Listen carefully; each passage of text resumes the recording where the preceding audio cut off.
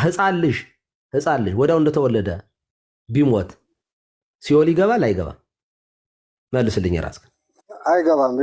ዳቆንዬ አሁን ጥሩ በቃ ወደኛ ቪው ነው የመጡት። እርሶ ኃላፊነት መውሰድ ሳይችል ቆይ ብናገር ተናግረዋል። ትልቅ ሰው ነው።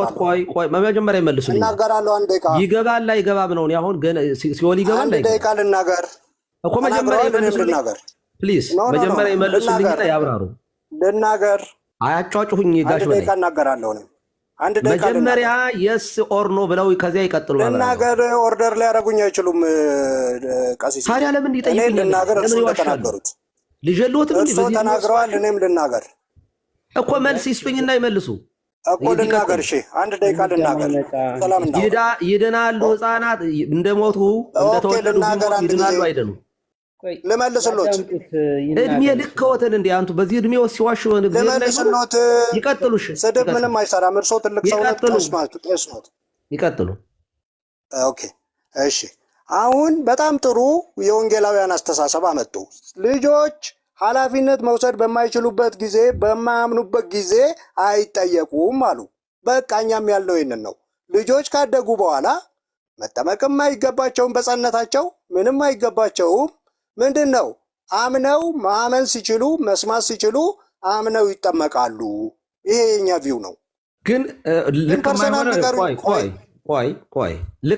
አሁን እርሶ ህፃናትን አላስጠምቅም እንደገና ልደት እንዲወስ እርሶ ግን ከተጠያቂነት አያመልጡም። አዩ ለምን ጸጋ መንፈስ ቅዱስ እንዲቀበል ባይጠመቅ እኮ ይድናል አሉኝ አይደል? ልስን አዳምጡ። እርስዎ ነዎታ የሚጠየቁት በልጆች ምክንያት። ልጆች አሁንም ይጠየቃሉ አላልኩኝም። ወላጆቹ እስኪ ማስረጃ መጽሐፍ ቅዱስ ስጡኝ። ያዳምጡኛ፣ ያዳምጡኝ። ይሄ ይጠቅሞታል። እርስዎ ትልቅ ሰው ነው። እግዚአብሔር በሚያውቀው እኔ አንቱ ስል ዝም ብዬ አይደለም። አረ ፐርሰናል አያርጉት። እኔም ፐርሰናል ብናገሩት ብዙ የምናገሩት ነገር አለ ከጸባዮት፣ ግን ፐርሰናል አያርጉት። ያዳምጡሽ ይኸውልዎት አሁንም እርስዎም ራስዎት ምን አሉ? ህፃናት ሲኦል ይገባሉ ብዬ አላምንም፣ ቢሞቱ ይድናሉ። በቃ ተመሳሳይ ወደ እኔ ይመጡ ዘንድ አትከልክሏቸው ስላለ ነው። በቃ አዳምጡ። ትክክል ነዎት፣ ትክክል አይደሉም አላልኩኝም። ታዲያ እርስዎ ካሉ እኔም ካልኩኝ ለምንድን ነው ለይተው የሚከሱ? ለምንድን ነው? ኧረ አልከሰስኩም እኔ። በጣም ነውር ነው። ግን ልዩነት ነው ሲባል ልዩነቱን ልንገርዎት። ድምቀት ለድነት ነው ሲባል ኦልሬዲ እነዚህ ሰዎች የዳኑ ናቸው። ለምንድን ነው የሚጠመቁት? መጀመሪያም ነገር ቢሞቱም አይጠፉም ህፃናቶቹ። ለምን ይጠመቃሉ ነው? ያዳምጡኝ፣ በደንብ ያዳምጡ። ይኸውልዎት ኖት ከቻሉ ኖት የያዙ እኛ ህፃናትን የምናጠምቀው ቅድም ዲያቆን መኳንንት ከቅድም ጀምሮ ሲናገር ነበር። ዳግም መወለድ አለባቸው። ዳግም እንዲወለዱ ማድረግ አለብን። እሱ ብቻ አይደለም፣ ህፃናትን ከእናት ከአባታቸው ከተወለዱ በኋላ በጸጋ መንፈስ ቅዱስ ማደግ አለባቸው። የተወለዱ ዳግም ልደት ሲወለዱ የእግዚአብሔር ጸጋ፣ ያ ጸጋ ብዙ ነው፣ አንድ ብቻ አይደለም።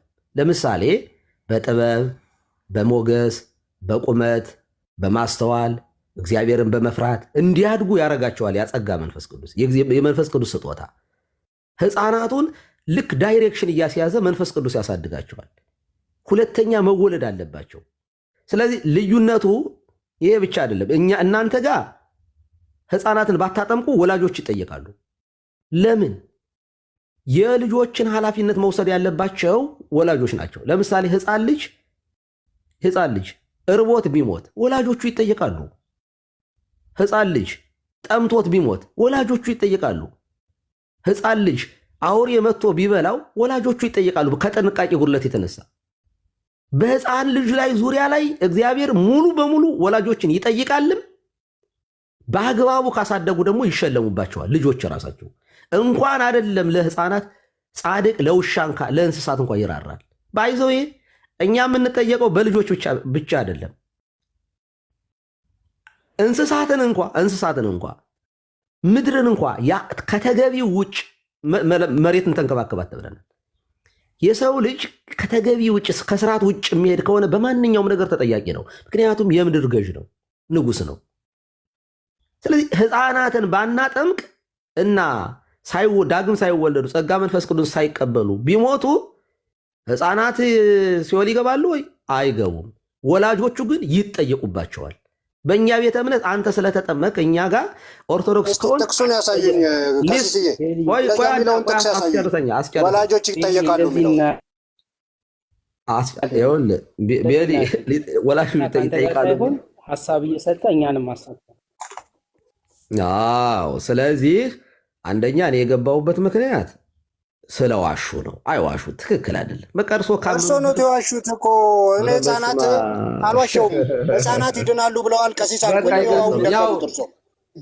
ደገሙት እኮ። አንዴ ቆይ እኔ መሀል ልግባ። ቆይ አንዴ ወደ ጎን የሚሆነውን እናቁመውና አንዴ ዳግሜ እንትን እሺ በይሊ ጥያቄን ጠይቃቸው። ህፃናት ቀሲስ ህፃናት የሚጠመቁ በኦርቶዶክስ ለኃጢአት ስርየት ነው ወይስ ለምንድን ነው?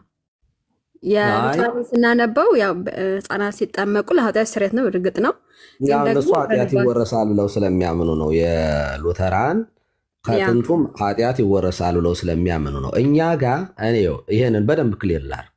ኦኬ ክርስቶስ ማለት የእግዚአብሔር ልጅ ወደዚህ ዓለም የመጣው በጥንተ አብሶን ወይንም ደግሞ የአዳም በደል ለማጥፋት ብቻ አይደለም፣ ለምልዓተ ኃጢአት ጭምር ነው የመጣው ወደዚህ ዓለም።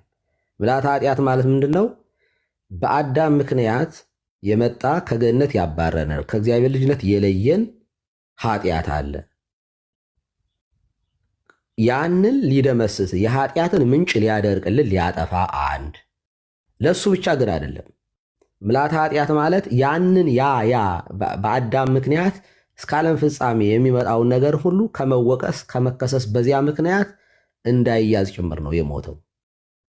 ስለዚህ አሁን በሐዲስ ኪዳን መጣና በአዳም ምክንያት አዳማዊ በሆነ ነገር ብቻ ምክንያት ገነትን አተን ነበረ።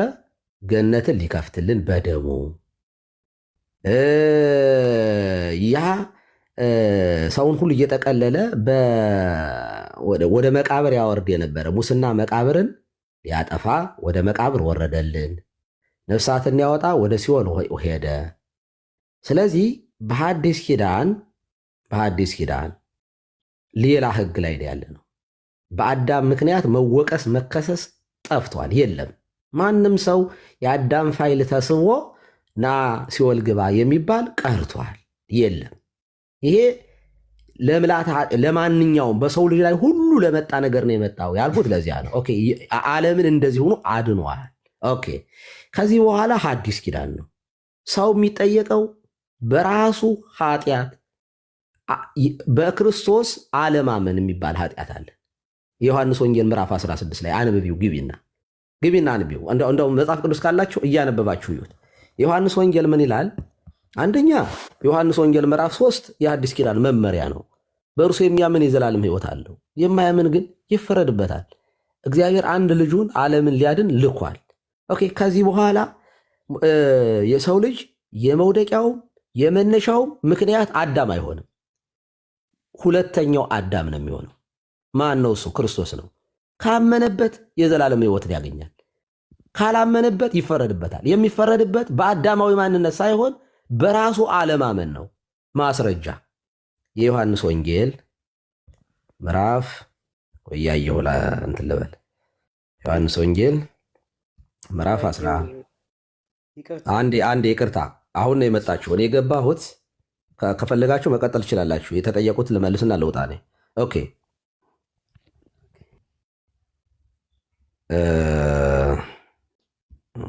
ይቅርታ ዮሐንስ ወንጌል ምዕራፍ 17 ኦኬ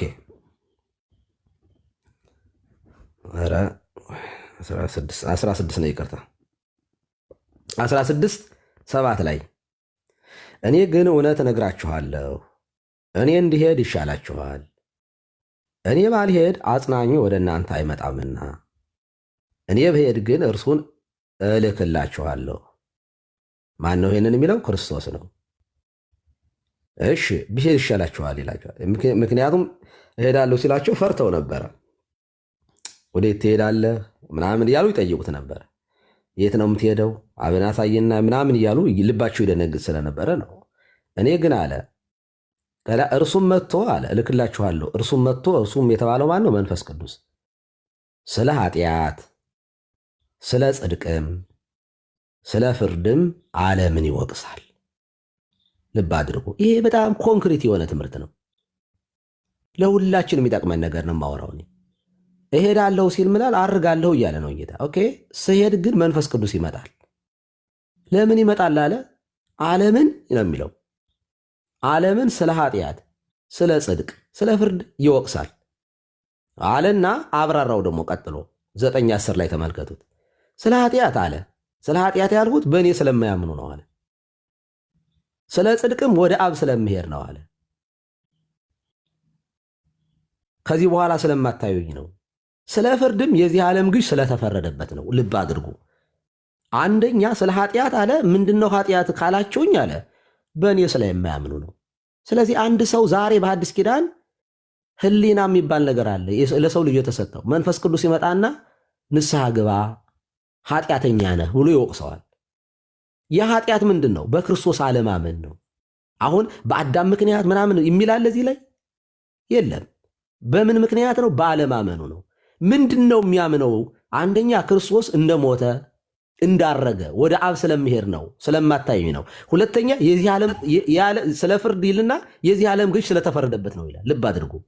አንደኛ የምናምነው ራሱ ከእምነታችን ውስጥ የዚህ ዓለም ገዥ እንደተፈረደበት ማመን አለብን። ምክንያቱም ክርስቶስ ዓለሙን እንዳዳነ ማመን አለብን። ምክንያት እንዴት ነው የተፈረደበት ስንል ደግሞ የዮሐንስ ወንጌል ምዕራፍ 12 አንብቡት። ዮሐንስ ወንጌል 12 ላይ ደግሞ ምን ይላል? ራሱን ይህንን ቃል በደንብ ስሙኝ። ምን ይላል? ወደ አሁን የዚህ ዓለም ገዥ የዚህ ዓለም ፍርድ ደርሷል አለ። የዚህ ዓለም ገዥ ይጣላል አለ። እኔም ከምድር ከፍ ከፍ ያልኩ እንደሆን ሁሉን ወደ እኔ እስባለሁ ይላል። አሁን የዚህ ዓለም ፍርድ ደርሷል ይላል። ፍርዱ የዚህ ዓለም የተባለው ምንድነው? 5500 ዘመን በግብርና ዲያብሎስ የነበረ የሰው ልጅ ፍሪ የሚሆንበት የሚፈታበት። ዝም ብለው አይደለም ግን የሚፈታው ክርስቶስ ስለሞተ ነው። ለኃጢአተኞች እሱ ስለሞተ ነው ይልና የዚህ ዓለም ገዥ ይጣላል ብሏል። የሚጣለው ደግሞ እኔ ከምድር ከፍ ከፍ ያልኩ እንደሆነ ማለት በመስቀል ላይ በተሰቀልኩ ጊዜ ነው ብሏል። ስለዚህ ዮሐንስ ወንጌል ምዕራፍ 16 ላይ ጌታችን ምን አለን? የዚህ ዓለም ፍርድ ስለ ፍርድ አለ የዚህ ዓለም ገዥ ስለተፈረደበት ነው አለ። አያችሁ፣ የዚህ ዓለም ገዥ ተፈርዶበታል። ማን የፈረደበት? ክርስቶስ ነው።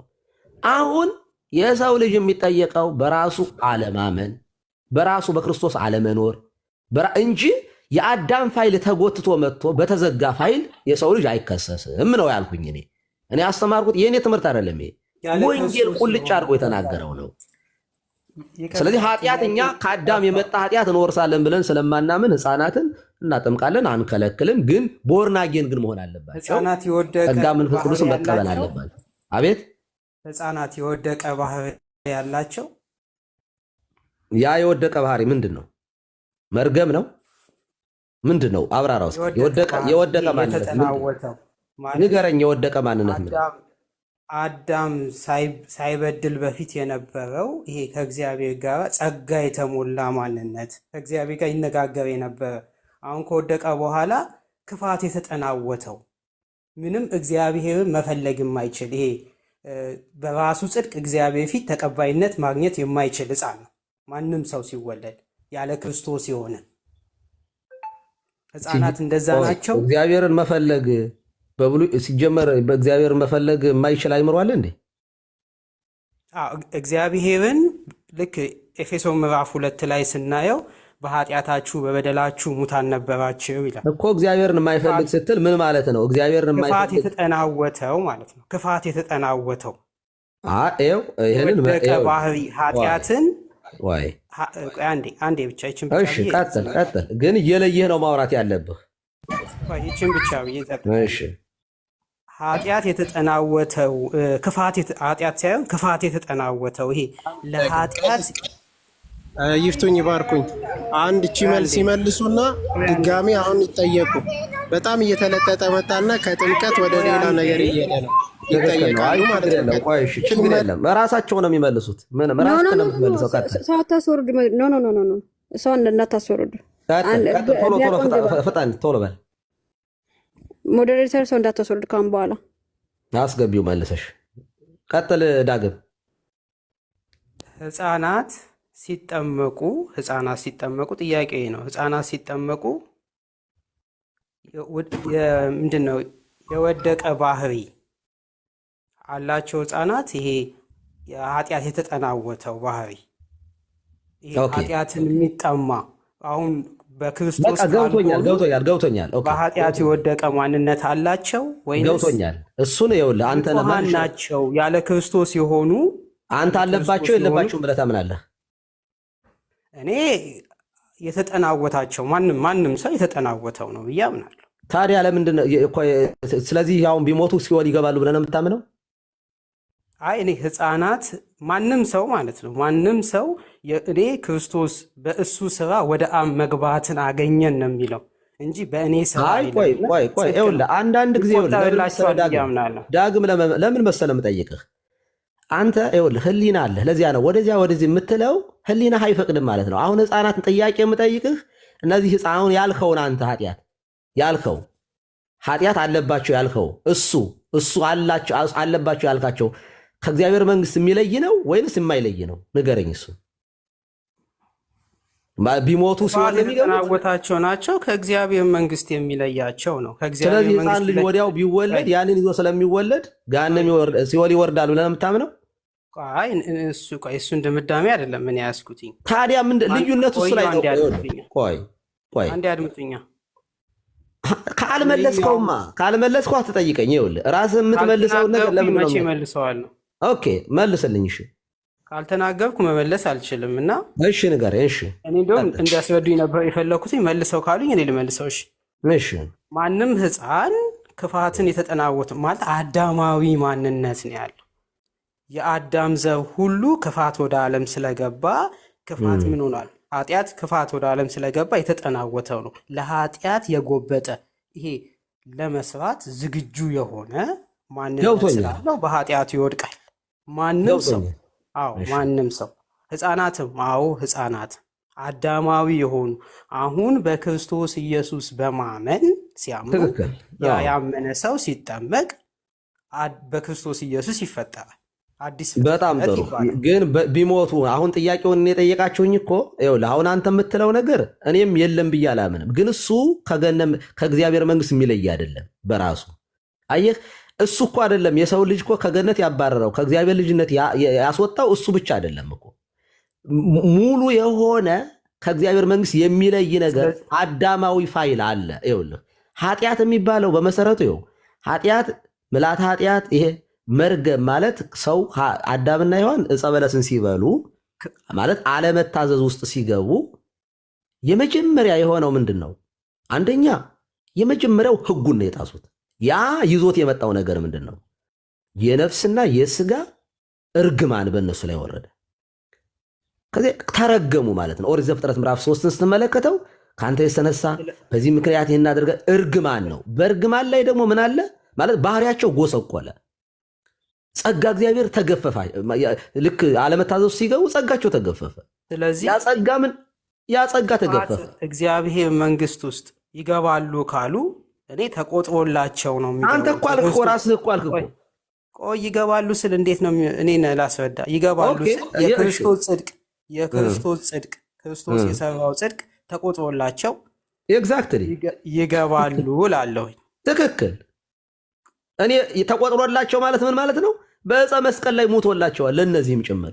ምክንያቱም ሲወለዱ ጀምሮ ከሚመጣው ነገር እነሱ በማይጠየቁበት ነገር የማይጠየቁበት ነገር ከገነት የሚከለክለው ነገር ጠፍቷል። እሱ አየህ፣ ማንኛውም ህፃናት አይጠየቁም የምንለው እኛ ከእግዚአብሔር መንግስት ይለይ የነበረው ማለት በራስ ምክንያት ሳይሆን በአዳም ምክንያት የሚለይ ነገር ነበረ። በብሉይ ኪዳን በአዳም ምክንያት ፋይሉ ዝግ ነበረ። ከእግዚአብሔር ተለይተዋል። የሚያስታርቅ የለም፣ አስታራቂ የለም። ሰዎቹ የራሳቸውን ጽድቅ እኮ ለመፈጸም ተፍ ተፍ ቢሉም በቂ አልነበረም። ስለዚህ ለዚያ ዋናው ከእግዚአብሔር መንግስት ለለየው ከአባትነት ለለየው ኃጢአት እና አጠቃላይ ደግሞ በጥምቀትም ክርስቶስን ስንለብሰው ምን እንሆናለን? ቅድም ያልካቸው ይሄ ዝም ብሎ አለ በራሱ ኃጢአት ያልሆነ ማለት ሰዎቹ ይዘውት በራሳቸው ያመጡት በተፈጥሯቸው ያመጡት ነገር ሳይሆን ሲወለዱ ጽድቅን መፈጸም የማይችል ዝም ድኩም የሆነ ነገር ስለሚኖር እሱ በራሱ ግን ምንድነው ከእግዚአብሔር መንግስት የሚለይ ነው የማይለይ ነው የሚለይ አይደለም። ሲያድጉ ግን ያንን እያሳደጉት ስለሚያድጉ ክፋትን እየጨመሩ ስለሚሄዱ ለጽድቅ የማይታዘዙ ስለሚያደርጋቸው ጸጋ መንፈስ ቅዱስን ይቀበላሉ ህፃናቶች። በዚያ እያድጉበታል። አይህ በዚያ ያድጉበታል። ያ ጸጋ መንፈስ ቅዱስ ምን ያደርጋቸዋል? ከዓለም እየለያቸው ወደ እግዚአብሔር መንግስት ውስጥ እያስገባቸው በምስጢራት እያደጉ ይመጣሉ። አለበለዚያ የማይጠመቁ ከሆነ ግን ቆይ የማይጠመቁ ከሆነ ግን ጸጋ መንፈስ ሁለተኛ የማይወለዱ ከሆነ የእግዚአብሔርን ጸጋ ማለትም ለዚህ ዓለም የሚለዩበትን ጸጋ የማያገኙ ከሆነ ግን ዓለማውያን ነው የሚሆኑት። ከክርስቶስ እየተለዩ ነው የሚያድጉት፣ እየተጣመሙ ነው የሚያድጉት። አንድን ዛፍ ከችግኝነቱ ጀምረህ የሆነ ብረት ወይ ተክለህ ወይ ደረቅ እንጨት ተክለህ በገመድ እያያስክ ስታሳድገው ቀጥ ብሎ ያድጋል። አለበለዚያ ግን ነፋስ እያወዛውዘው ካደገ መሬት እየወደቀ እየተነሳ ተወላግዶ ነው የሚያድገው። ህፃናት እንግዲህ የዛፉ ችግር አይደለም ይሄ፣ ችግኙን የተከለው ሰው ችግር ነው ይሄ። እኔ ምንድነው ያለው ቅዱስ ጳውሎስ?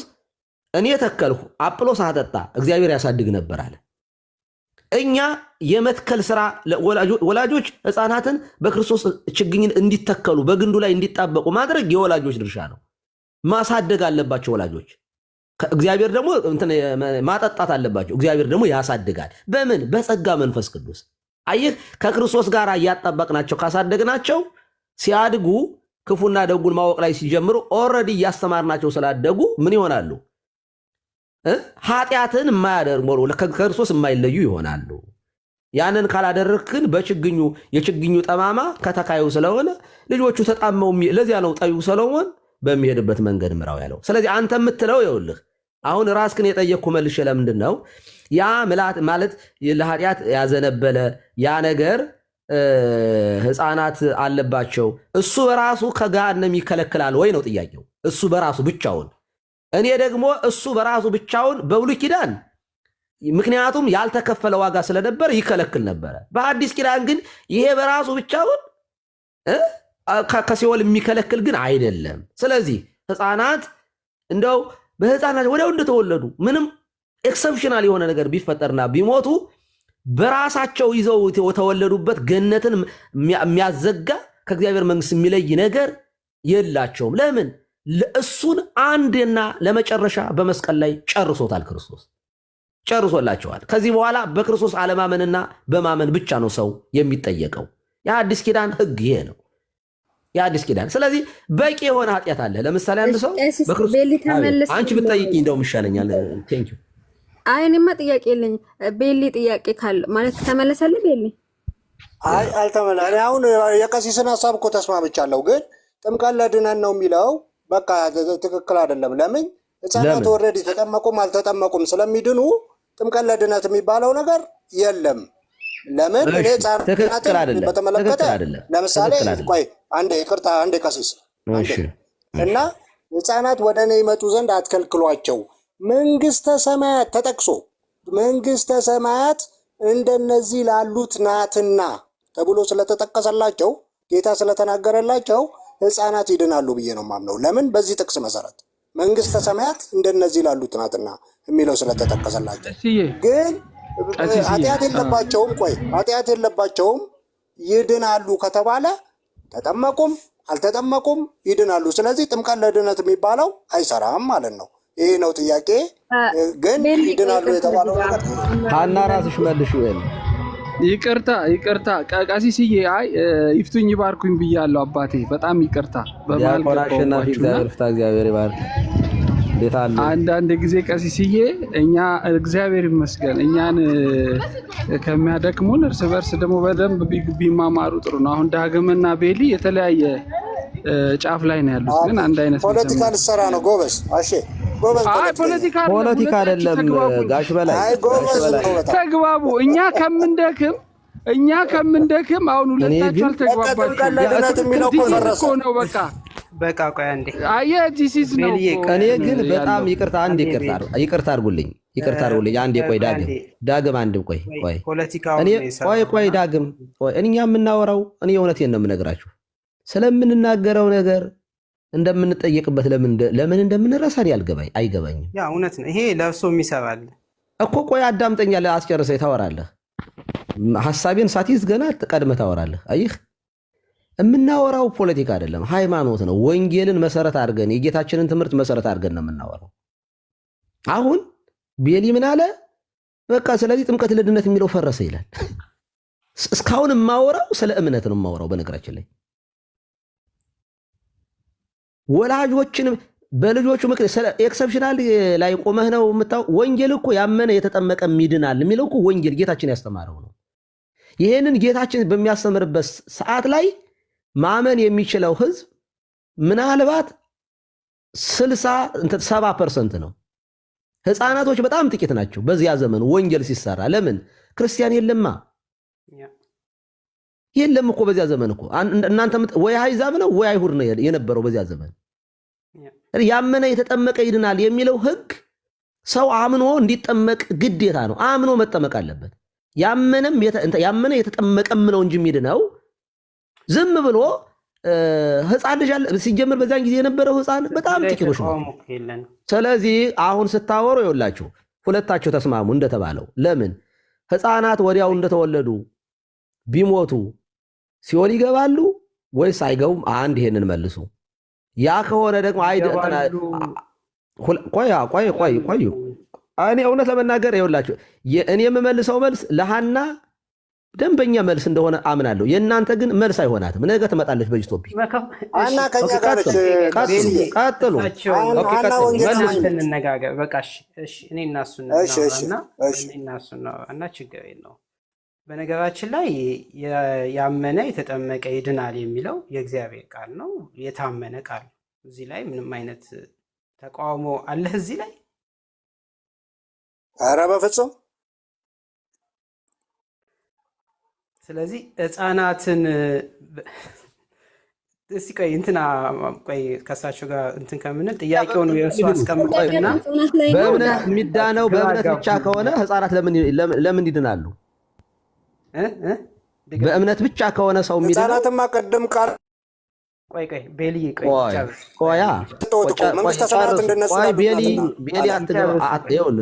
አትግባ እያልኩኝ ተቸገርኩኝ እኮ።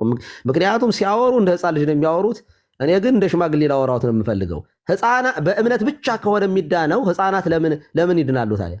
ለምን ገነት ይገባሉ? ለምን ትልቅ ሰው ነው እንደዚህ ወሬ ሲያወሩ ይጠንቀቁ። ምላሶትን እንትኖትን ይጠንቀቁ።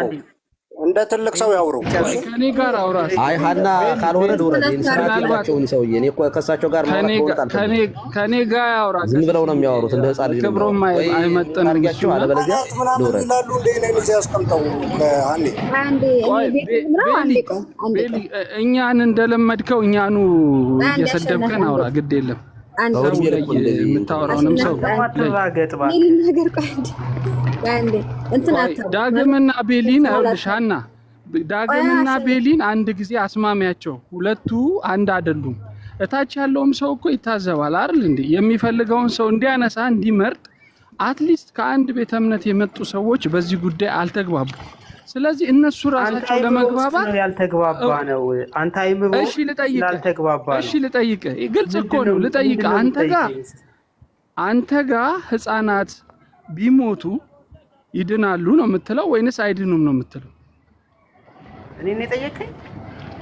አዎ እኔማ ህፃናት ናቸው ይድናሉ ያለ እምነት ይድናሉ። እሺ ቤሊ፣ አዎ ቤሊ፣ በቃ እቺን ነው የምፈልገው። ቤሊ ህፃናት ቢሞቱ ይድናሉ አይድኑም? አንድ መልስ ነው።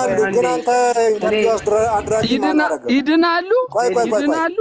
እኔ ልመልስ። ቆይ አንዴ በእናትህ ዳጊ አንዴ ቤሊ እሺ እኔ ይድናሉ አልኩ፣ ግን አንተ ኢንተርቪው አድራጊ ማን አደረገህ? ችግር የለውም እንመልስ። እንትን አትበል፣ ችግር የለውም። እምነት ብቻ ይኸውልዎት ዲያቆን እምነት ብቻ የሚለው እዚህ ጋር ፈረሰ። ቆይ አንዴ አይደለም የህፃናት አንዴ በእግዚአብሔር እንኳን ድነት እኮ ፈረሰ። አንዴ በእግዚአብሔር ዳግም እስካሁን ዳግም ሲለን የነበረው ነገር ምንድን ነው? ህፃናት ኃጢአት አለባቸው፣ ድቀተ ባህሪ አለባቸው ብዬ አምናለሁ እያልከን ነበረ። እና ግን ጌታ ይድናሉ ብሏል። ሞቱ ድቀተ ባህሪ አለባቸው አልከን። እነዚህ ልጆች ሞቱ ይድናሉ አይድኑም ስልህ ይድናሉ አልከኝ። ከነ ድቀተ ባህሪያቸው ከነ ኃጢአታቸው ቢሞቱ ይድናሉ ያልከን ነው። አንዴ ያልገባ አንድ ነገር አለ። በጣም ጥሩ ነው። ጥሩ ነው። ጥሩ ነው። ቆይ እንዴት ነው ነገር? አንደኛ ቀሲስ ታች ያሉትን ልጆቹን እንትን ስርዓት ያዙ በሏቸው። ችግር አታነብ። ዳግም ልጆቹን ስድብ ያቆሙ በሏቸው። ዳግም ያንተ ናቸው የልጆቹ ባህሪ ያስቸግራቸው። ኮሜንት አትይዝ። ምን ያያያው የተሳደበ ሁሉ ያቆንህ አይደለ? አንተም ገስት ሃና ማኔጅ አድርጊው ቤቱ እሱ አይባልም። አይ ምን ላድርግ? ይሳደባል። የሴት ድምጽ ይከበር። እንዴት ናችሁ? እና ልመልስልህ አንደኛው አፍራም ድምጽ መሆን አለበት። እሺ ዳግም፣ በነገራችን ላይ አሁን ገብተሽ ዘለሽ አትናገሪ። ቆይ አትግቢ አንቺ። ሁሉ ጊዜ እየገባሽ ቤቱን ልምራት በይ። አይ ስላልተረጋጋችሁ እኮ ነው። ላረጋጋችሁ። ቆይ በቃ ዝጊውና ቁጭ በይ። ይኸውልሽ ወደ ጎን መራገጥ እኛም እንድንራገጥ ታደርጊናለሽ እንዴ? ምን ሆናችሁ ነው? አሁን ምንድነው ዝም በይ አንቺ። ቆይ ሴት ልጅ አይደለሽ እንዴ? ወንድማችን ቤሊና ዳግም ያለው ነገር ሴት አታስተምር ይላል። ቆይ ሴት አታስተምር ይላል። ኢየሱስ ስም ቃይ እንደሚት ያርጉትና ለምን እንደማንደማመጣው አና አንድ ጊዜ ፈቃጅልኝና ይኸውልሽ እኔ ካልሆነ ልውጣ። ምክንያቱም ይኸውልሽ እያወራን ያለ ነው። አሁን እኮ እምነት ብቻ የሚለውን አፈረሱትና ምልዓተ ኃጢአት ሰው በነገራችን ላይ ምልዓተ ኃጢአት ካለ ገነት የሚገባ ማንም ሰው የለም። አዳም ገነትን የከለከለው ማንነት አሁንም አልተሻረም ብሎ የሚያምን ሰው ያ እኮ ነው ክርስቶስ እንዲሞት ያደረገው። አይድንም በታምር እኛ ያ የለባቸውም ብለን ስለምናምን ነው ይድናሉ የምንለው እንጂ ያ ኃጢአት ይወረሳል ብሎ የሚያምን ሰው ህፃናት ኃጢአት ገነትን የሚከለክል ኃጢአት ካለባቸው አይገቡም። ይገባሉ ካላችሁ ግን እምነት ብቻ ይፈርስና ጭራሽ ሌላ ኃጢአት ውስጥ ልትገቡ ነው። ሌላ ስህተት። ለምን ክርስቶስ ያልሻረው አዳማዊ ማንነት ካለ እንዴት ሆኖ ነው የሚገቡት? አይገቡም። ስለዚህ ይህንን መመለስ አለባችሁ ለማለት ነው። አንዬ ቴንኪው። እሺ ቀሲስ በነገራችን ላይ ያውን እኛን መልስ አንዴ ውጭ ሆኜ ልስማ። ይቅርታ እሺ። አና እመለሳለሁ እገባለሁ። እሺ ግን እምነት ብቻ ነው ወያይና ከማን ጋር ከቀሲስ ጋር ያወሩ ካንቺ ጋር ኤፌሶን እኮ እኔ ጋር ነው የምታወራው። አልገባኝም። ጥምቀት ለድነት ፈረሰ። እምነት ፈረሰ ታያለሽ እንዴ? ጥምቀት ለድነት የሚባል ነገር ፈርሷል። ቤኒ ማለት ነው። አሁን ያለ እምነት ይሄ ነው የመጣሽው ወይስ ይድናሉ ስላልክ፣ ቆይ አንዴ ቤሊ ያለ ልታጫዋጩ ይሄን ነው ልትወያይ ነው የመጣሽው? እሺ አንቺ እሷን ልጠይቃት። የሚጠመቁት ለድነት ነው ኤፌሶን? ምን ታታድርገኝ? ያለ እምነት ህፃናት ይድናሉ ብለሃል። ስለዚህ ምንድነው እምነት ብቻ የሚለው ነገር ፈርሷል ዛሬ ማለት ነው። እናመሰግናለን። ይሄን የሚድኑት ለመዳን ነው የሚጠመቁት ኤፌሶን ለመዳን ነው የሚጠመቁት። ዛሬ እምነት የሚለው በእናትህ ዳጊ አስር ያትግባ። ቆይ አንዴ ሌላ ነግራት። ለመዳን ነው የሚጠመቁት። እምነት የሚለውን ፈርሷል። በቃ ከዚህ ለመዳን አይደለም ብለዋል። ህፃናት መግባት ይችላሉ ብለሃል። ስለዚህ ኃጢአት የለባቸውም ለመዳን አይደለም ብለዋል ቀሲስ። በቃ አለቃ። ጥምቀት ለድነት ፈርሷል። እንዴ ቆይ በቃ ተደማጭ ተሰማዋለህ። ጥምቀት ለድነት ፈረሰ። በቃ ቆይ ቤሊ ቆይ ተወያያላችሁ ወይስ ምንድነው? ቤሊ ከቀሲስ ጋር ተወያያለህ በስርዓት ወይስ ላይ በስነ ስርዓት እንወያይ እኮ። ይኸውልሽ አሁን ይኸውልሽ ቆይ አንድ ደቂቃ ይሳደቡ ይጮሁና ከዛ በኋላ ሰውን ብሌም ኤፌሶን ቆይ አንድ ሚታርግ ቆይ ቤሊ ሚታርግ ያው አንቺ ሚታርግ ቆይ ለእናንተ አይታወቃችሁም እንጂ በጣም ነው የምትጮሁት የምትናደዱት። ለምን እንደዛ አትሆኑ? ተራጋ ብላችሁ ተወያዩ። ቤሊ ከቀሲስ ጋር ከተወያየ ቀጥል፣ ወይም ዳግም አንዳችሁ ግን አንዳችሁ ቆይ እኔ ልወያያቸው መጀመሪያ። ቆይ ኦኬ ቀጥሉ። ዳግም ጥያቄ ለምን ነበረ? ቆይ የተነሳንበት ጋር እንሂድ። ስለ ጥምቀት ነው የተነሳው። ስለ ጥምቀት ሲነሳ ጥምቀት ለድነት ካልሆነ ህፃናቶቹ ኃጢአት ከሌለባቸው ከዳኑ ለምን ታጠምቃላችሁ? ባይጠመቁም ድነዋል። ይሄኛው የቤተክርስቲያን ያለ እምነት መንግስተ ሰማያት ይገባሉ። ኧረ ዝጊ እባክሽ። ኧረ እባክሽ ኤፌሶን። ኧረ ኤፌሶን እባክሽ። ኧረ እባክሽ። ኧረ እባክሽ መንግስተ ሰማያት ይገባሉ ወይ?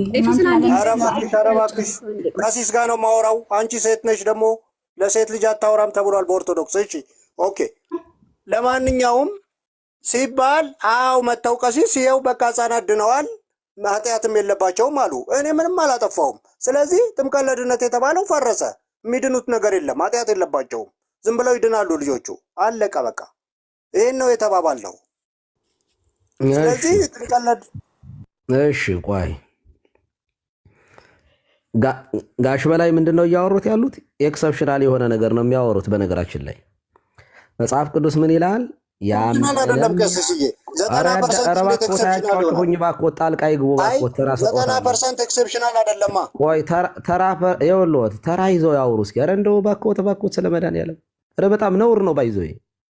አንዳንድ የሪከርድ እያደረጉ ያዳምጡት፣ የራስዎትን ድምፅ ያዳምጡኝና ይመልሱልኝ። ያመነ የተጠመቀም ይድናል። የእግዚአብሔር ቃል ነው። ማንም ሰው የሚድነው ያመነ የተጠመቀም ነው። እንዲያው ምን ብሎ ነው የሚያምነው?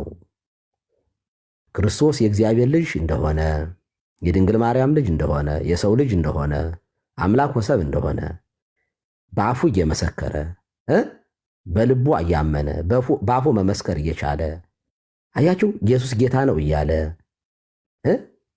ማመን አለበት አንድ ሰው። አሁን ይሄ የሚሰራው ለማን ነው? ፈቃዱን ነፃ ፈቃዱን ተጠቅሞ ማመን የሚችል እምነት ከመስማት አይደለ? የእግዚአብሔርን ቃል ይሰማል መጀመሪያ ለማመን አይደለ? እምነት ከመስማት ነው። እግዚአብሔር መስማትም በደንብ ስሙኝ። ከዚያ ሲሰማ ይወስናል። ይሄ ሰው ምን ብሎ በክርስቶስ አዳኜ ነው፣ ቤዛዬ ነው፣ ስለ ኃጢአቴ ሞቷል፣ ስለ ጽድቄ ተነስቷል ብሎ ያምናል። ወንጌል ተሰበከለት። ይሄ ሰው አይ ነፃ ፈቃዱን ተጠቅሞ ነው። ከዚያ አይ ስለ ኃጢአቴ አልሞተም፣ ስለ ጽድቄ አልተነሳም፣ አላምንበትም ካለ ይፈረድበታል። ካመነ ግን ይጠመቃል። ሲጠመቅ ከኃጢአቱ ይታጠባል። ምን አይነት ኃጢአት ነበረበት? አለማመን ኃጢአት። ቅድም ያሳየዋችሁ ይሄ ለሁሉም ሰው የሚሰራ ነው። እምነት ከመስማት አይደለ? መስማትም በእግዚአብሔር ቃል አይደለ? ሰምቶ የመወሰን ድርሻ የግለሰቡ አይደለ? የስ ይሄ ለሁሉም የሚሰራ ነው። አሁን ኤክሰፕሽናል የሆነ ነገር ነው የሚነሳው። ህፃናትን ስንመጣ ግን የእግዚአብሔርን ቃል ብንሰብካቸው አዎ መመስከር ይችላሉ። አፋቸውን ከፍተው ማውራት ይችላሉ። እምቢ እሺ ማለት ይችላሉ። ይሄ ወይ ያመነ የተጠመቀ ይድናል የሚለውን አፕላይ ለማድረግ ይሄኛው ህግ ለህፃናቱ ላይ ምን ይሆናል? ኤክሰፕሽን ይሆናል። ለህፃናቱ መመስከር አይችሉም፣ አንደበታቸውን አልፈቱም። ታዲያ ለምንድን ነው የሚጠመቁ? ቦርናጌን ዳግም መወለድ አለባቸው። የቃል ኪዳኑ ተካፋይ። በነገራችን ላይ ጥምቀት በአዲስ ኪዳን በግዝረት የገባ ነው። ግዝረት በ8 ቀን ነበረ። የተገዘረው ህፃናት የቃል ኪዳኑ ምልክት የሆኑ ነበር፣ የእግዚአብሔር ህዝብ የሆኑ በብሉይ ኪዳን። በማን እምነት? በወላጆቹ እምነት ነው። በአብርሃም እምነት ነው። አብርሃም ያመነውን የተቀበለውን ቃል ኪዳን ሁሉም እየተቀበለ ህፃናቱ የማን የሆኑ? የእግዚአብሔር ልጅ ሆኑ። በ40 ቀናቸው እጉለ እርግብ ዘውገ ማይነቅ ይዘው ወደ ቤተ መቅደስ ይገቡ ነበረ። አብረው በአምልኮት ያድጉ ነበረ። እኛም ህፃናትን በማን እምነት? በወላጆቹ እምነት። ወላጆቹ እምነት አላቸው፣ ያመጡና በጥምቀት ከክርስቶስ ጋር እንዲተባበሩ ያደርጓቸዋል። ይህንን ማድረግ የሚችሉት እነማን ናቸው? ወላጆች ናቸው። ከዚያ ያድጋሉ ልጆች። በዚያ እያደጉ እየተማሩ ከፍ እያሉ ይመጣሉ። ካደጉ በኋላ አይ በህፃንነታችን እምነት ከመስማት ነው፣ መስማትም በእግዚአብሔር ቃል ስለሆነ ይህንን እምነታችን አንቀበልም ካሉ እና ከክርስቶስ ከተለዩ ይፈረድባቸዋል። ምክንያቱም አሁን መወሰን እድሜ ላይ ደርሰዋል። እኛ የራሳችንን ድርሻ የወላጅ ድርሻ ነው የተወጣ ነው። እኛ የቃል ኪዳኑ ምልክት ነው ያደረግናቸው። እኛ አይ ከቃል ኪዳኑ እንወጣለን ካሉ ግን አንዴ ድናቸዋል፣ ተጠምቃቸዋል መውጣታቸውም አንላቸውም። በእኛ ቤት እንደዚህ ያለ እንትን ዋን ሴቭድ ኦልዌይስ ሴቭድ ስለማንል ማለት ነው። ኦኬ። ከዚያ እነዚህ ህፃናት አልፈልግም ሲያድጉ ካሉ ይፈረድባቸዋል፣ ጥያቄ የለውም። ነገር ግን በጸጋው ስለምናሳድጋቸው፣ በቤተ መቅደሱ ስለምናሳድጋቸው፣ በክርስቶስ ጸጋ በመንፈስ ቅዱስ ተሞልተው እያደጉ ስለሚመጡ ሲያድጉ ምን ይሆናሉ? ኦርቶዶክሳውያን እንደሆኑ ክርስቲያኖች እንደሆኑ ይቀጥላሉ ማለት። ለዚያ ነው የምናጠምቃቸው። አሁን ቤሊ አንተን የምጠይቅህ ይቅርታ አንቱ ልበል መልሼ፣ በጣም ይቅርታ አድርጉልኝ። በጣም ይቅርታ በወለት እንደዚህ ተቀላቅሎብኝ አያውቅም። አሁን እርስዎን የምጠይቀዎት ምንድነው? እኛ ስለ ህፃናት አሁን ያብራራውታል። እርስዎ ግን ሕፃናት እንደተወለዱ ቢሞቱም ይድናሉ ብለውኛል። የአዳም ኃጢአት ያልተሻረ ኃጢአት እያለ እንዴት ነው ወደ እግዚአብሔር መንግስት የሚገቡት? ቤሊ በብሉይ ኪዳን ምክንያቱም ሕፃናት ራሱ አይገቡም ነበር። ሕፃናት ራሱ ሲኦል ነበር የሚገቡት። ዋት ዘ ዲፍረንስ? ምንድን ነው ልዩነታቸው? በአዲስ ኪዳንና በብሉይ ኪዳን ያሉ ሕፃናት በብሉይ ኪዳን ያልነበሩ ሕፃናት ምንም ኃጢአትን የመምረጥና ያለመምረጥ ሲኦል ነበር የሚገቡት። ምክንያቱም ገነት ዝግ ነበረች። አሁን በአዲስ ኪዳን ያለው የጴንጤ ልጅና እምነቱ ያው ነው፣ አሁንም ይወረሳል ብላቸዋል። በምንድን ነው ወደ እግዚአብሔር መንግስት የሚገቡት? ቤሊ ቴንክ ዩ። እሺ ቀሲስዬ በቃ በሰላም እናውራ። እኔ አሁን እያልኩ ያለሁት ቀሲስ አሁን ለጠየቁኝ ጥያቄ አንደኛ ቅድም ያሉት ነገር ገዢ ነው። ምንድን ነው? ሰው ያመነ የተጠመቀ ይድናል የሚለው ትእዛዝ ሲሰጥ ማመን ለሚችል ሰው ቃሉን ሰምቶ ማመን ለሚችል ሰው ነው ትእዛዙ የተሰጠው። ስለዚህ ሕፃናት እዚህ ውስጥ አይገቡም። ለምን? ማመን አይችሉም፣ መስማት አይችሉም። ያንን ቃሉን ሰምተው አገናዝበው ሊያምኑ ስለማይችሉ ከዛ ይወጣሉ።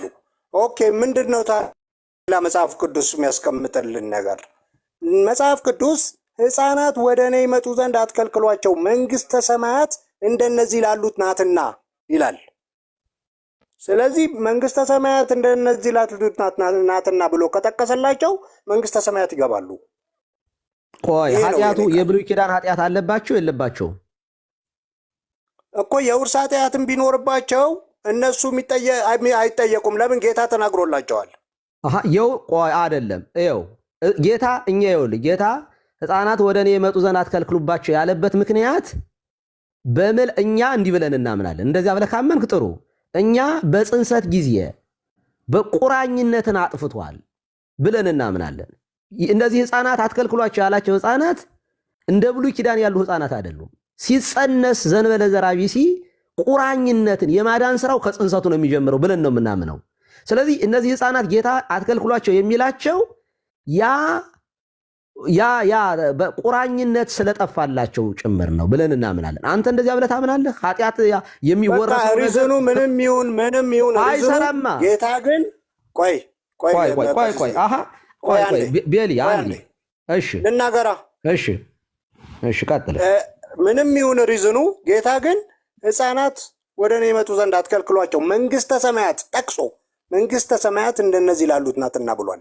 ጥሩ። ስለዚህ ሕፃናት ላይ ይፈረዳል ብዬ አላምንም። መጽሐፍ ቅዱስም ይፈረድባቸዋል ሕፃናት አይልም። ለምን? ማመን እድሜያቸው አይደለም። ሁለት ጥያቄ ነው። አሁንም ይኸውልህ በጣም ትልቁን ቴዎሎጂካል ትምህርት እየሳትከው ነው እየሳቱ ነው ጋሽ ቤል። ይኸውልህ በብሉይ ኪዳን የነበሩ ሕፃናት የፈለገው ቢሆን ልዩነታቸው ምንድን ነው እኮ ነው የኔ ጥያቄ። ጌታ ሕፃናትን ወደ እኔ ይመጡ ዘንድ አትከልክሏቸው ያለ በብሉይ ኪዳን የነበሩ ሕፃናትንም እንደዚህ ብሎ የእግዚአብሔር መንግስት መግባት ይችሉ ነበር ወይንስ በሐዲስ ኪዳን ያሉ ሕፃናት ለምንድን ነው ወደ እኔ ይመጡ ዘንድ አትከልክሏቸው ያለው? አንደኛው ጥያቄ ይሄ ነው። ኦኬ። ሁለተኛው ጥያቄ ግን አንተ ያልከውን ወደዚህ አመጣዋለሁ። ምን የሚል እምነት ብቻ ነው የሚያድነው ትላላችሁ። ስለዚህ ሕፃናት ያለ እምነት ነው አያምኑም ብልሃል። ሳያምኑ እንዴት ዳኑ? ቅድም እርሶ ያሉትን ሎጂክ ላምጣው። ሕፃናት እምነት የሚለው አይመለከታቸውም። ለምን ማመን አይችሉም አላሉም እርሶ? ጋሽ ቤሌ እኛ እሱን የምንለው ምልዓተ ኃጢአት ተሽሯል፣ ገነት የሚከለክለው በአዳም ምክንያት የመጣው ነገር ተሽሯል ብለን ስለምናምን ነው። እሱን ደግሞ እናንተ አታምኑማ። አይደለም ያሉት እኮ ሪዝን የሰጡት ምንድን ነው? የሰው ፍቃድ ብለው ርዕስ እንትን አልሰጡም። ምክንያት ሰው ፍቃዱ ይጠየቃል አላሉ? በደንብ ያዳምጡኝ። እኔ የምናገረው ትምህርት ባይዘው የሆነ እኔ ፖለቲካ ምናምን እያሰብኩ አለማወራው እውነተኛው የወንጌልን ቃል መረዳት አለብን የሚለው ላይ ነው። እርስዎ ራሱ ሊጠቀሙበት የሚችሉ ነገር ነው። ኦኬ። እኛ ሕፃናትን በዝም ብሎ ሰው እንደተወለደ ቀጥታ ቢሞት እኛ ሕፃናትን ማጥመቅ አለባቸው። ወላጆች ኃላፊነት አለባቸው። በነገራችን ላይ ይሄ ወላጆችን ሊያስጠይቅ ይችላል በልጆች ጉዳይ ላይ ብለን እናምናለን። ኦኬ።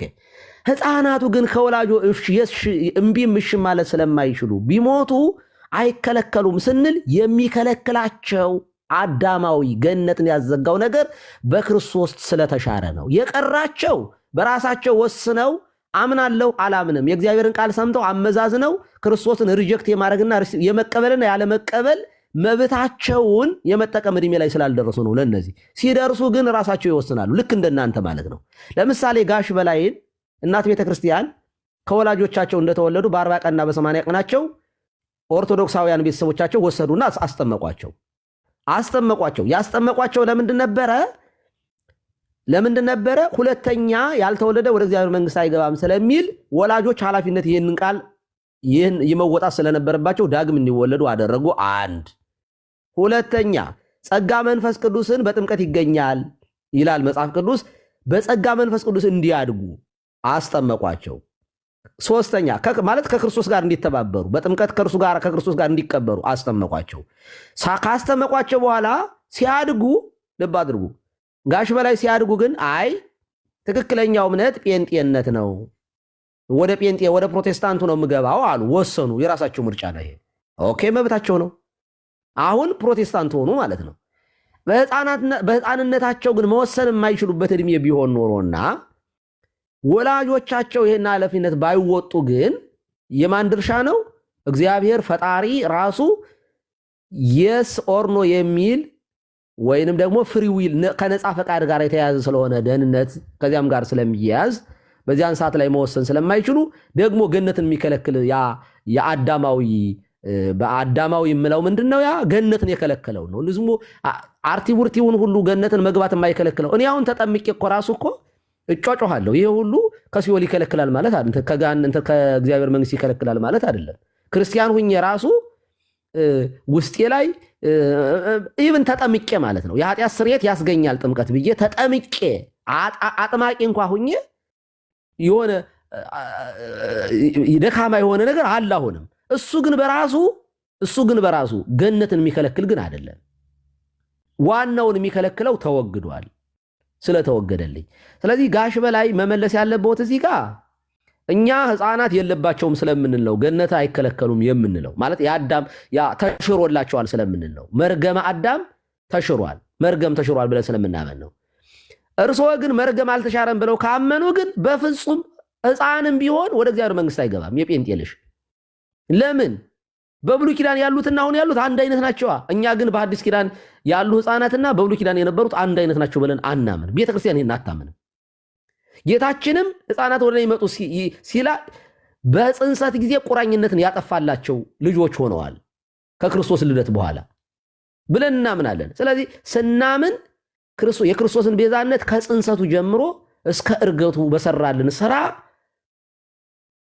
የኛን በአዳም ምክንያት ገነትን ይከለክል የነበረውን ነገር ሽሮታል ብለን ስለምናምን ነው። ስለዚህ ጋሽ ቤሊ ሕፃናት የአዳም መርገም አለባቸው ብለው ካመኑ፣ ከእግዚአብሔር የለየው ኃጢአት አለባቸው ብለው ካመኑ፣ ከእግዚአብሔር የሚለይ ኃጢአት እያለባቸው እንዴት ሆኖ ነው ከእግዚአብሔር ጋር አንድ የሚሆኑት? እንዴት ሆኖ? ስለዚህ እምነት ብቻ የሚለው አይሰራም ማለት ነው። መሀል እንዳይገቡብኝ ይቀጥሉ።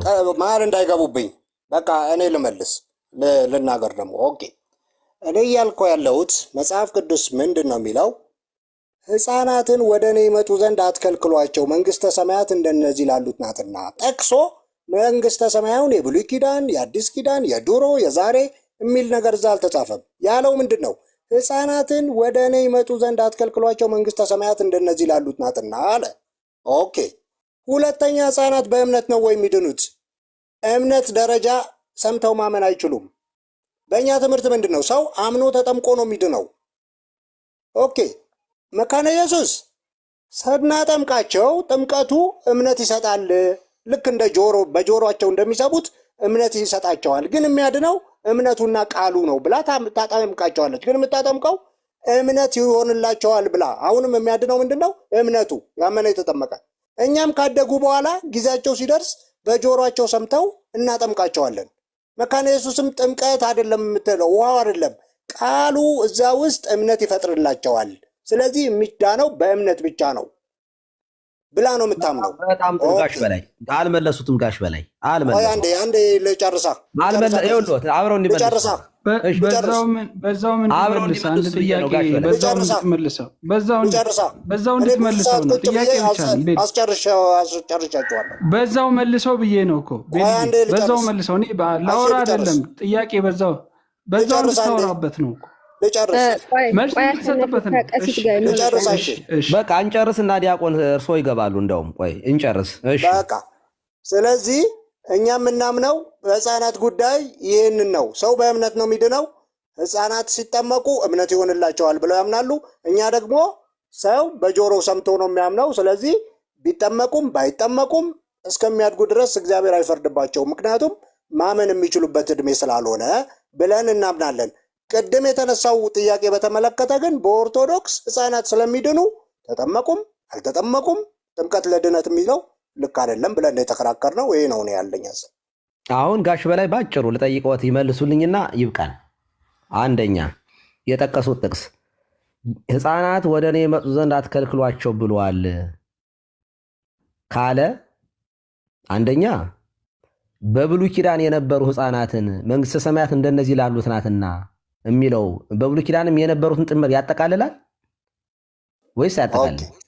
እሺ እዚህ ጋር ብሉይ ኪዳን አዲስ ኪዳን አላለም ጌታ ያለው ህፃናት ወደ እኔ ይመጡ ዘንድ አትከልክሏቸው መንግስተ ሰማያት እንደነዚህ ላሉት ናትና ብሏል። በቃ እኮ በብሉይ ኪዳን የነበሩ ህፃናትን አሁን እንደዚህ ህፃናት መንግስተ ሰማያት ለነሱ ነበረች። ስለ ብሉይ ኪዳን ስለ አዲስ ኪዳን አላለም ጌታ። ቆይ ትምህርቱን ያዙታ ጥቅስ ብቻ ያዘው አይሄዱ ይወልዎት መመለስ አለበት። በትምህርት ብቻ በምንድን ነው የሚድኑት? እሺ በምንድን ነው የሚድኑት? መንግስተ ሰማያት የነሱ ናቸው አላ ጌታ በማለት ብቻ ይደናል። በነገራችን ላይ በትምህርት ብቻ ይደናል እንዴ? ኦኬ ጌታን እንሞግተው እንዴ? ትምህርት እኮ አክሽን እንድንወስድ የሚያደርግ ነገር እኮ ነው። ትምህርት እውቀት እኮ ብቻ ጌታ ያሉ መንግስተ ሰማያት እንደነሱ ላሉት ናትና ሲል መንግስተ ሰማያት አይገቡም ምን ማለቱ ነው? ምን ማለቱ ነው? እሺ እርሶ ተርጉሙለት አለ ጌታ። እሺ ምን ማለቱ ነው? እሱም አስተምሯል ገብቶኛል። እኔ እርሶ ግን ምን ማለቱ ነው? እስኪ ያብራሩልኝ። ህፃናት መንግስተ ሰማያት እንደነዚህ ላሉት ናትና ብሎ ተናገረላቸው እኮ። በብሉይ ኪዳን የነበሩ ህፃናት እንደነዚህ ያለን መንግስተ ሰማያት እንደ ብሉይ ኪዳን ያሉ ህፃናት ነበረች። ብሉይ ኪዳን አዲስ ኪዳን አላለም ጌታ ሲናገር ህፃናት ይኸውልዎት ለዚህ ያለው። ስለዚህ እንደዚያ ካለ ለምንድን ነው የማያጠምቁት? ህፃናትን ለምንድን ነው በጥምቀት ከክርስቶስ ጋር እንዳይተባበሩ ለምን ህፃናትን የማታጠምቁ? የሚድኑ ከሆነ ተጠመቁ አልተጠመቁ እርሶ እንዳሉት የሚድኑ ከሆነ ምንም ዋጋ የለውም። ሲጀመር ህፃናት ለምንድን ነው የማታጠምቁት ነው? አትከልክሏቸው ካለ ለምንድን ነው የምትከለክሏቸው ህፃናት እንዳይጠመቁ? እኮ ጥምቀት ስለ ህፃን ሳያመነ የተጠመቀ ነው የሚለው ሳያምኑ ቆይ ህፃናትን አትከልክሏቸው። ይኸው እዚያ እኮ በመጀመሪያ ባርካቸው ብለው ወላጆች ሲያመጡ ደቀ መዛሙርቱ ከለከሉ። እጃቸውን እንዲጭንባቸው ነው የሚለው መጽሐፍ ቅዱስ። በነገራችን ላይ በህፃናቱ ላይ እጁን እንዲጭንባቸው አመጡ ህፃናትን ወላጆቻቸው። ከዚያ ሐዋርያት ከለከሉ። ከዚያ አይ ባረካቸው። ህፃናት ወደ እኔ የመጡ ዘንድ አትከልክሏቸው ብሎ ጫነባቸው፣ እጁን ባረካቸው። ኦኬ። ስለዚህ እኛ ህፃናትን አትከልክሉ ስላለ ወስደን እናስባርካቸዋለን። ያ ቡራኬ በእኛ ታስታውሳላቸው። ይሄ አንብሮተ እጅ መጫን ነበረ በጥምቀት ጊዜ።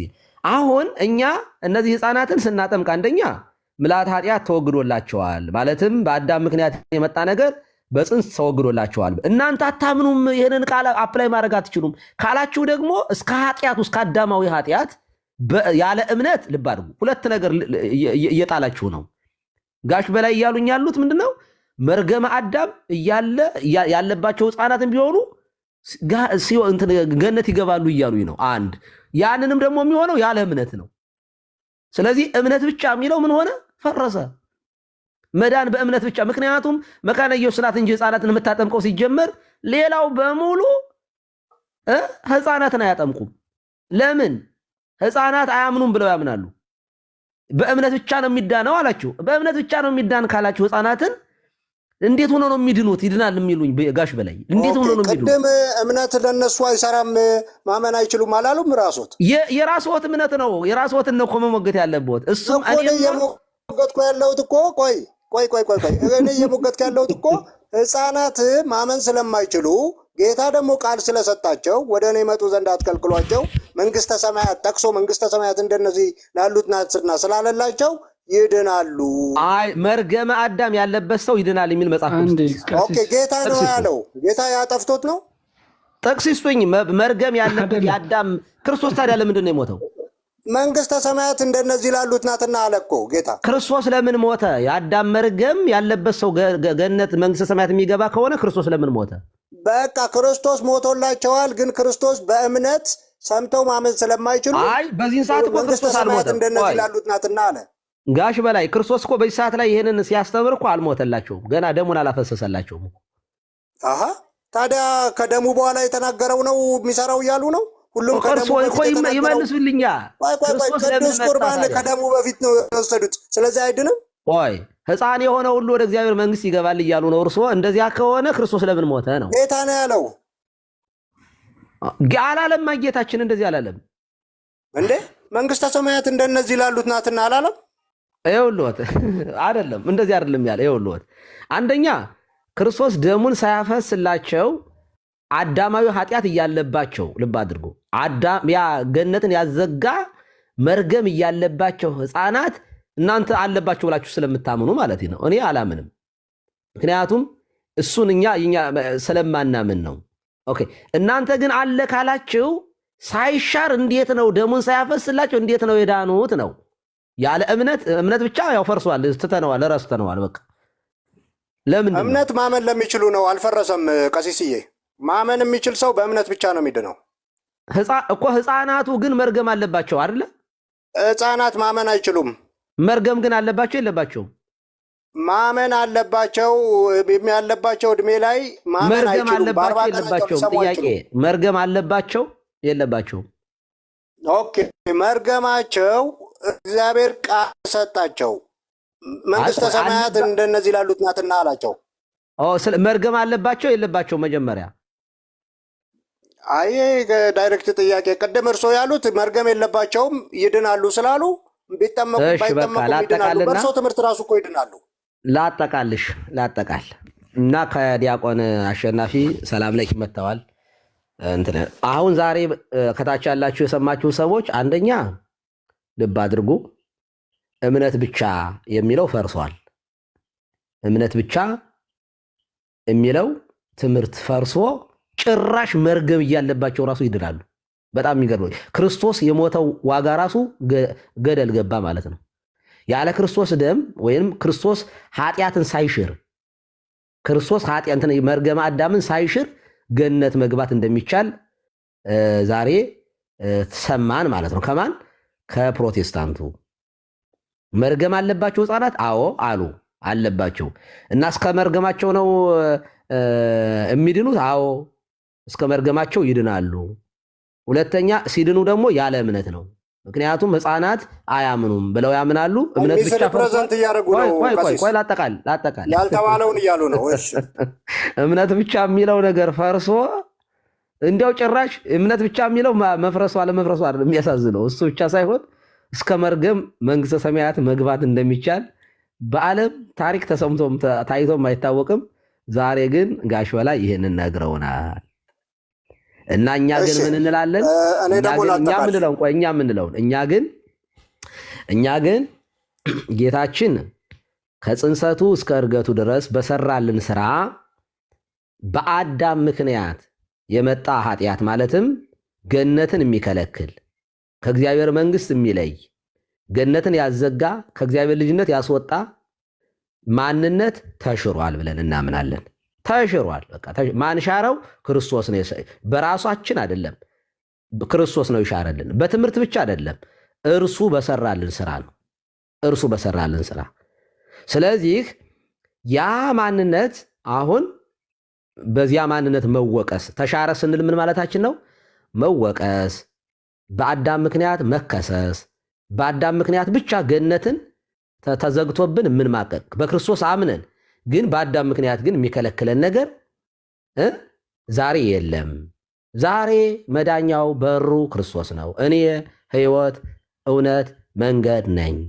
በእኔ የሚገባ ይወጣል ይሰማራልም ይገባል። በዚያ በርነት የሚገባ ሰው፣ በዚያ መንገድ የሚጓዝ ሰው፣ ያንን እውነት የያዘ ሰው፣ በዚያ ሕይወት ያመነ ሰው ምንድን ነው? ከሞት ወደ ሕይወት ተሻገረ እንላለን። ስለዚህ ያመነ የተጠመቀም ይድናል አለ ይሄ ጌታ። አሁን አዲስ ሕግ ሰራለን። የቃል ኪዳኑ ምልክት የምንሆንበት ቦርናጌን ዳግም መወለድ ነው በሐዲስ ኪዳን። ስለዚህ ያመነ የተጠመቀም ይድናል ይላል። ስለዚህ አንድ ሰው ለመዳን ምን መሆን አለበት? በሐዲስ ኪዳን አምኖ መጠመቅ አለበት። አምኖ መጠመቅ አለበት። ሲጠመቅ እምነትን ሰምቶ ያ ሰው እምነት ከመስማት ነው፣ መስማትን በእግዚአብሔር ቃል ነው። ሰምቶ የእግዚአብሔርን ቃል ሲጠመቅ አንደኛ የኃጢአት ስርየት ያገኛል። ያ የኃጢአት ምንድን ነው? በክርስቶስ አለማመን። የማያምን ነበረ የሰው ወይ አይሁዳዊ ነው ወይ አሕዛብ ነው። በክርስቶስ የማይኖር ሰው ሁሉ የማይኖር ከሆነ አንድ ትልቅ ሰው ዝም ብሎ ሌላ እምነት ውስጥ የሚኖር ከሆነ ኃጢአተኛ ነው። ማን ያለው? መጽሐፍ ቅዱስ ዮሐንስ ወንጌል ምዕራፍ 16 ቁጥር 7 ላይ መንፈስ ቅዱስ ይመጣል፣ ስለ ኃጢአት፣ ስለ ጽድቅ፣ ስለ ፍርድ ይወቅሳል። ስለ ኃጢአት በእኔ ስለማያምኑ ነው ስላለ አንድ ሰው በክርስቶስ የማያምን ከሆነ ኃጢአተኛ ነው። ያን ጊዜ ሲጠመቅ ከኃጢአቱ ይነጻል። ሁለተኛ ዘይተወልድ ዳግመ እማይ ወመንፈስ ቅዱስ፣ ዳግመኛ ከውሃና ከመንፈስ ቅዱስ ያልተወለደ ወደ እግዚአብሔር መንግስት አይገባም ስለሚል ጌታ ልብ አድርግ። ዳግመኛ እንግዲህ ወደ እግዚአብሔር መንግስት ያልገባ መጽሐፍ ቅዱስን ማስማማት አለብን። መጽሐፍ ቅዱስ እዚያ ጋር ሕፃናትን አትከልክሏቸው መንግስተ ሰማያት እንደዚህ ያሉት ናትና መንግስተ ሰማያት ይላል። እዚህ ደግሞ ዳግመኛ ካልተወለደ ሰው ወደ እግዚአብሔር መንግስት መግባት አይችልም ይላል። ኦኬ። ስለዚህ ዳግም ልደት የሚባል ነገር አለ። ዳግም ልደት የቃል ኪዳን ምልክት፣ የእግዚአብሔር ልጅ የምንሆንበት፣ የእግዚአብሔር ወራሽ የምንሆንበት ጥምቀት ነው። ለምን? በብሉይ ኪዳን ግዝረት ነበረ። ሕፃናት በ8 ቀናቸው እንዲገዘሩ ይደረጋሉ። የቃል ኪዳኑ ተካፋይ፣ በቤተ መቅደሱ ያለው ነገር ሁሉ ተካፋይ ሆነው ያድጉ ነበር። በአዲስ ኪዳን በጥምቀት ቅዱስ ጳውሎስ ሮሜ ላይ እንደነገረን የሕግ ስራ አያጸድቅም ብሏል። የሕግ ስራ የተባለው ግዝረት ነው። የሚያድነው ግን ከክርስቶስ ጋር መተባበር ነው። በጥምቀት ከእርሱ ጋር ተቀብረን ከእርሱ ጋር ደግሞ ተነሳን ስለሚል ያ በጥምቀት ከክርስቶስ ጋር የምንተባበርበት ስለሆነ ሕፃናቱን ወላጆች የእግዚአብሔርን ቃል ሰምተው አምነው በወላጆቹ እምነት፣ በወላጆቹ ኃላፊነት፣ በወላጆቹ ክርስቶሳዊ ሕይወት ሕፃናትን እናጠምቅና ሁለተኛ እንዲወለዱ የቃል ኪዳኑ ልጆች እንዲሆኑ እናደርጋለን። ከሥላሴ ይወለዳሉ እና ጸጋ ደግሞ መንፈስ ቅዱስን ይቀበላሉ። ይሄ ጸጋ መንፈስ ቅዱስ ምንድን ነው? በክህደት እንዳይኖሩ ሲያድጉ ልጆቹ ኃጢአትን እየተለማመዱ ሳይሆን በቤተ መቅደሱ በኦርቶዶክሳዊ ሕይወት ወንጌል እየተማሩ በቤተ ክርስቲያን እንዲያድጉ ይደረጋሉ። ያ ካልሆነ ምንድን ነው የሚያድጉበት ማለት ነው? ዓለማዊ ከቤተ ክርስቲያን እየከለከልናቸው በዓለም እንዲያድጉ ካደረግናቸው ትምህርት ቤት ሲሄዱ ከጌዎቹ ጋራ ከኢአማን ጋራ ከኢጥሙቃን ጋራ ነው የሚውሉት። ስለዚህ ቤተ ክርስቲያን ያንን ነገር ቤተ ክርስቲያን እያስተማረች ይህ ኃጢአት ነው፣ ይሄ ጽድቅ ነው እያለች እየለየች ካላሳደገቻቸው ሲያድጉ ምንም ጥያቄ የለውም የገሃነም ልጆች ነው የሚሆኑት። ለምን? አንደኛ ሕፃን ልጅ ሚሞራይዝ የሚያደርገው በሕፃንነቱ የያዘው ነገር በጣም በጣም በጣም ትልቅ ነገር ነው። ሰው አድጎ ሲማርና ሕፃን ሆኖ ሲማር አንድ አይነት አይደለም። ለምሳሌ እኔ በሕፃንነቴ በጣም ፋስት ነበርኩ ስማር፣ አሁን ላይ ግን እንደዚያ እንደ ድሮ አይደለም። ስለዚህ ሕፃናት የመያዝ የማደግ በጣም ጸጋ መንፈስ ቅዱስ ተሞልተው ሲያድጉ በጣም ክርስቶስን ለብሰው የማደግ ህሊናቸው አይምሯቸውም ትዝ የሚላቸው ላጠቃልቅ ወይ ልጨርስ።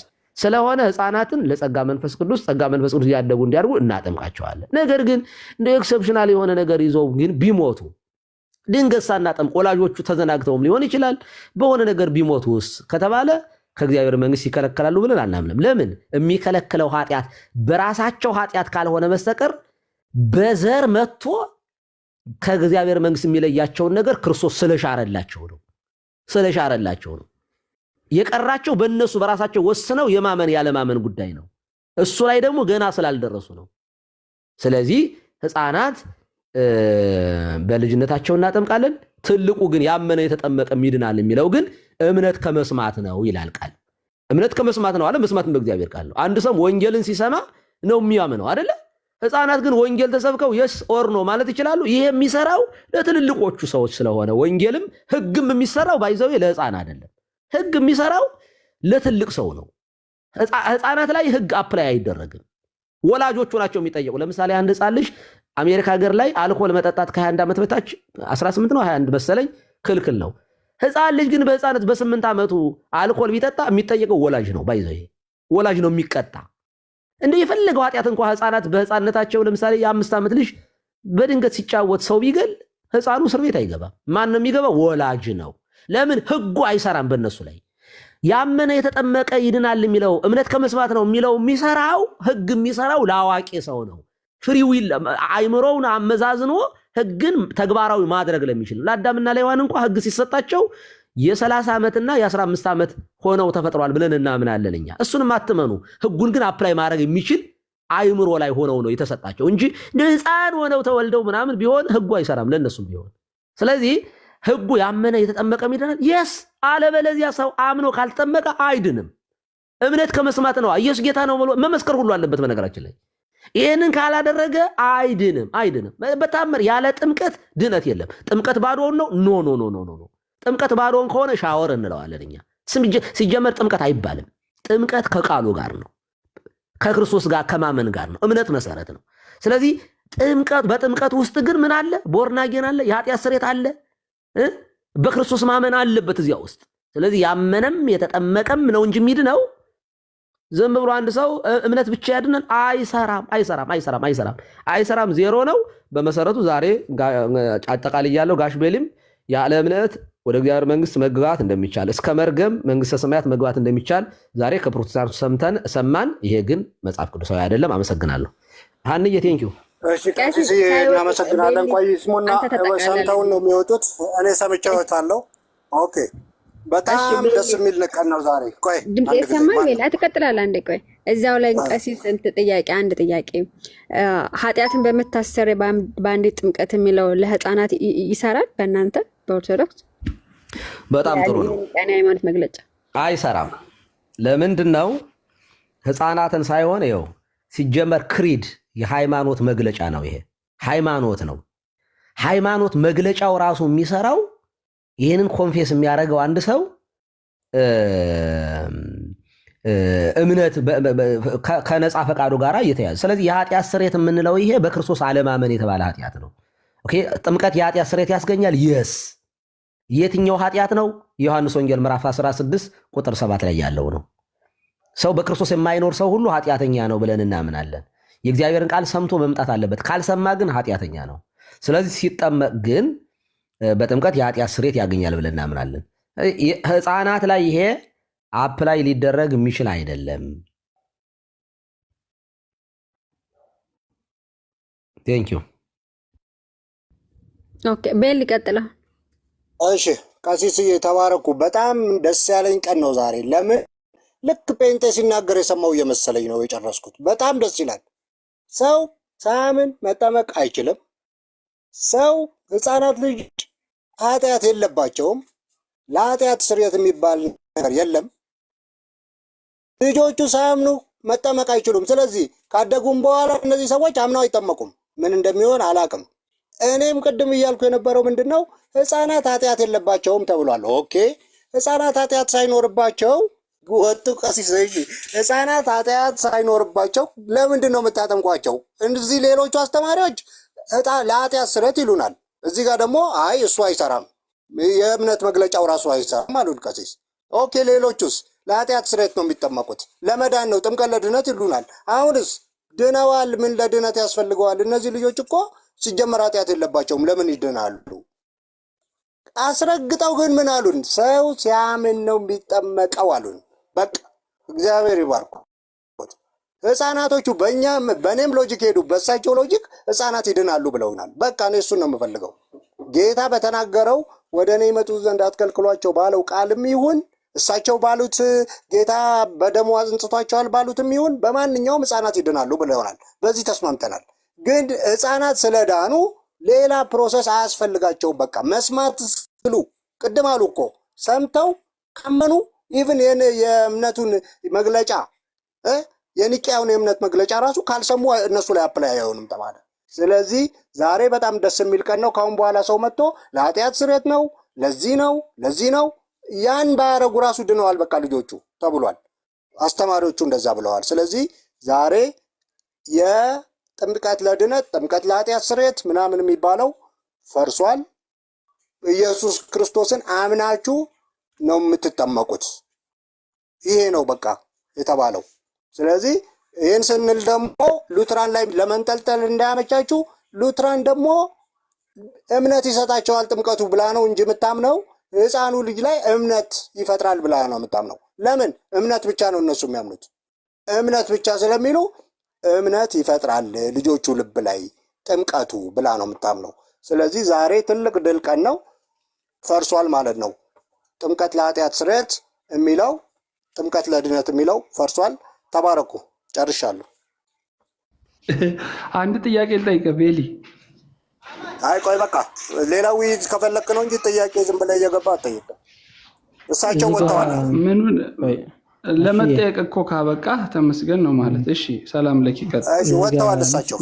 ሚስ አንደርስታንድ እንዳይደረግ እሳቸው አሁን ለድነት ማለት ለኃጢአት ስርየት አይደለም ያሉትበት አንግል መረዳት አለባቸው። አሁን ለምሳሌ ህፃናት ኃጢአት ኑሮባቸው ኃጢአታቸው እንዲሰረይ ዘንድ ይጠመቃሉ ማለት አይደለም። እኛ ኦርቶዶክሳውያን ለኃጢአት ስርየት ብለን ስናስተምር ማለት ነው። አዋቂ ሆኖ ለመጣ ሰው ያለማመንም ኃጢአት አለበት፣ ሌላ ምግባርም ኃጢአት አለበት። ያለማመኑ ኃጢአት የነበረውም ሌላ ምግባሩም ንስሐ ገብቶ ሲጠመቅ በጥምቀቱ የኃጢአት ስርየት ያገኛል። መጽሐፍ ቅዱስም እንደሚያስተምርን የሐዋርያት ሥራ ምዕራፍ 2 ቁጥር 38 ላይ ማንበብ ይቻላል።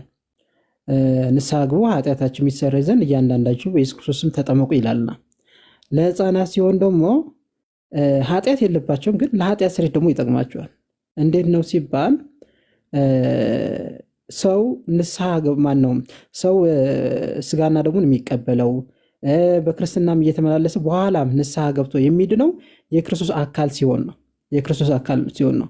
ስለዚህ እነሱ የክርስቶስ አካል በጥምቀት ስለሚሆኑ በኋላ አድርገው እንኳን ኃጢአት ቢሰሩ ማለት ነው በንስሐ ተመልሰው ስጋውን በልተው ደሙን ጠጥተው ወይም ደግሞ በክርስቶስ ደም ከኃጢአት ሁሉ የሚነጹት ስለተጠመቁ ነው ማለት። ስለዚህ ወደፊት በሚሆነው ነገር ይጠቅማቸዋል ማለት ወደፊት። ምክንያቱም ንስሐ የሚገቡትም ስጋና ደግሞ የሚቀበሉትም በደሙ የሚታጠቡትም ምን ስለሆኑ ነው? ስለተጠመቁ የክርስቶስ አካል ስለሆኑ ማለት። ስለዚህ ወደፊት በሚሆነው ነገር ደግሞ ስለ ኃጢአት ስርየት ደግሞ ይጠቅማቸዋል ማለት። በዚህ አንግል መታየት አለበት። ያው ጫፍ ተይዞ መሮጥ ስለሌለብን። ኦኬ እሺ። አይ ቤሊ ወጥቷል እንግዲህ ጥምቀት ለድነት የሚለው ፈረሰ ብለዋል ቤሊ እንግዲህ አይ ቤሊ እኮ ጨማምሮ ራሱ ነው የሚሰራው። ያላልከው ነገር እየጨማመረ ነው እንትን የሚያደርገው። ቢገባም ጥሩ ነበር። የሆነ ነገር ከተናገርክ በኋላ ያልከው እንዲህ ብለዋል እንዲህ ብላችኋል ይላል። በቃ መልሶ እኛን ሳይሆን የሚጠይቀው ራሱ ነው በቃ የሚፈርጀው ማለት ያ ደግሞ ልክ አይመጣም። ህፃናት ላይ ግን ትንሽ የእናንተ ለምን እንደዛ እንደሆነ አልገባኝም። ግን እንግዲህ የትኛው ነው ያልገባሽ? አሁን በሉትራን ህፃናት የሚጠመቁት ለኃጢአት ስርየት ነው። ለምንድን ነው? ለኃጢአት ስርየትም ነው።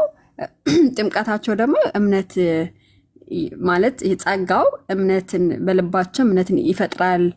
ህፃናት ያምናሉ ብለው ያምናሉ ሉትራን እና ያ ጸጋው ማለት ይሄ ውሃው ከቃሉ ጋር አይደለ እንግዲህ የሚጠመቁት ህፃናቶቹ። ስለዚህ እምነትን በልባቸው ላይ ይፈጥራል ወደ ያምናሉ በሚል ነው የሚያመዝነው። የእናንተ ደግሞ የእግዚአብሔር ልጅ ለመሆን ነው ባጭሩ የእናንተ ጥምቀት።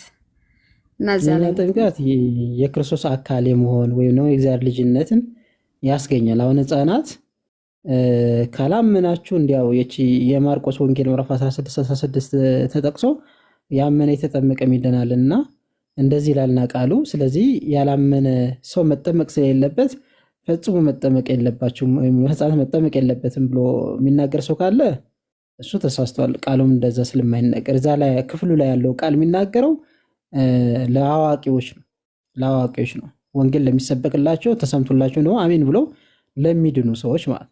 ምክንያቱም ክፍሉ ምን ስለሚል ያመነ የተጠመቀም ይድናል፣ ያላመነ ግን አሁን ተፈርዶበታል ይላል። ስለዚህ አንድ ጥቅስ ናት አሁን ተፈርዶበታል ይላልና ያላመነ ሰው አሁን ፕሮቴስታንቶች እንዴ አላምንም እኮ ብላችሁ እችን ጥቅስ የምትጠቅሱ ከሆነ እንዴ ተፈርዶባችኋል እያላችሁ ነው ያላችሁ። ጥቅሱ ለነሱ የሚመለከት ከሆነ ማለት እግዚአብሔር ደግሞ እንደፈጠራቸው ነው ያሉት። ስለዚህ እነሱ ባለማመናቸው የሚፈረድባቸው ከሆነ ማን ነው ተጠያቂ? ማን ነው ተጠያቂ?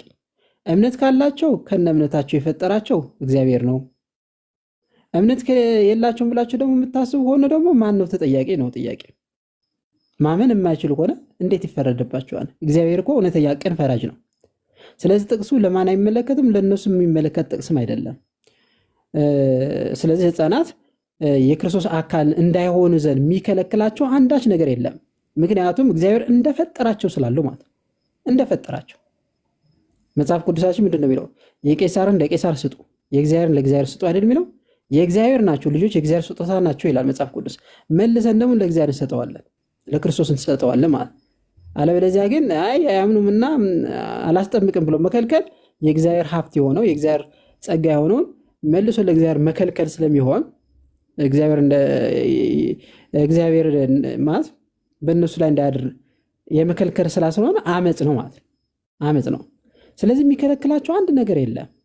በደል የለባቸው፣ ምንም የለባቸውም። ስለዚህ የኔ አካል መሆናችሁን ብሎ ክርስቶስ እነሱ ላይ ፈርድም። እንዲህ አሁን መጠመቅ የለባቸውም በህፃናት ምናምን ብላችሁ የምትናገር ከሆነ ክርስቶስ ታዲያ የሞተው ለአዋቂዎች ብቻ ነው? ለህፃናት አልሞተም? ምክንያቱም ከሞት በኋላ የተሰጠን ጸጋ ነው አይደል?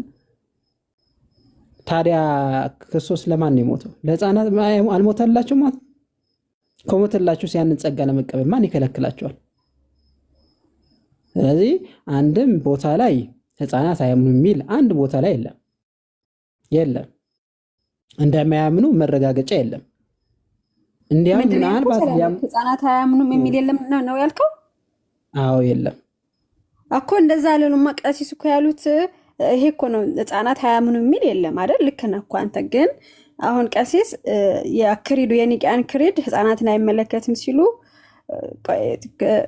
ሌላ ጊዜ ጠይቃቸዋለሁ፣ ችግር የለውም። ግን ለኃጢአት ስርየት የሚለውን ጥምቀት እንዴት ነው የሚታየው? እሳቸው አሁን በምን አንግል አዩት መሰለሽ? ለኃጢአት ስርየት ሲባል አዋቂዎች ኃጢአት ሰርተው መጥተው ንስሐ ገብተው አይደለ የሚጠመቁት? ለኃጢአት ስርየት ኃጢአታቸው የሚሰረይ ዘንድ እያንዳንዳቸው በኢየሱስ ክርስቶስ ስም ተጠመቁ ስለሚል መጽሐፍ ቅዱስ፣ እሱ ለህፃናት ማለት ኃጢአት ሰርተው ስለማይመጡ ህፃናት ኃጢአት የሌለባቸው በዚህ አንግል ነው ያዩት እነሱ ማለት። እኔ ደግሞ የምልሽ ወደፊትም በሚሆን ነገር ወደፊት አሁን ሰው ሲያድግ መቼስ ፍጹም ንጹህ ሆኖ ይኖራል ብሎ ማሰብ ከባድ ነው። ሲያድግ ኃጢአት ሊሰራ ይችላል። ኃጢአት ሰርቶ ግን ክርስቲያን ሆኖ ማለት የእግዚአብሔር ልጅ ሆኖ መልሶ ደግሞ ኃጢአት ቢሰራ ንስሐ ገብቶ ስጋውን በልቶ ደሙን ጠጥቶ የዘላለም ህይወት የሚያገኘው የኃጢአት ስርየት የሚያገኘው በምንድን ነው ሲባል አንዴ ስለተጠመቀ ነው፣ የእግዚአብሔር ልጅ ስለሆነ ማለት። ስለዚህ ይጠቅመዋል ለኃጢአት ስርየት በመጠመቁ ምክንያት ንስሐ ገብቶ ስጋውን በልቶ ደሙን ጠጥቶ የኃጢአት ስርየትን ስለሚያገኝ ማለት። እንትን አላችሁ ግን ሰላም ለኪ የተጻፈ ሰነድ አላችሁ? እንትን ማብራሪያ ብታሳየ ስለዚህ ጥምቀት የሚያወራው ነገር አሁን ማብራሪያ ምናምን አሁን አላገኘሁም። እንትን ዮትሲ ላይ ሊኖር ይችላል፣ ግን እኔ ከአባቶች ቤተክርስቲያኑ ከተማርኩበት ነው እየነገርኩሽ ያለሁት። ኦኬ እሺ ችግር